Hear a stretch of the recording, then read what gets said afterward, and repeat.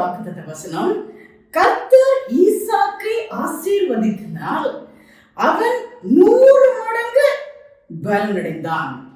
கர்த்தர் ஈசாக்கை ஆசீர்வதித்ததினால் அவன் 100 மடங்கு பலனடைந்தான். அவன் ஐஸ்வர்யவானாகி வர வர விருத்தியடைந்து மகா பெரியவனானான். பாத்துக்கங்க. ஸோ எவ்வளோ பெரிய கிருபை பிளெஸிங் இன்னைக்கு. ஸோ அதை அக்செப்ட் பண்ணிக்கோங்க.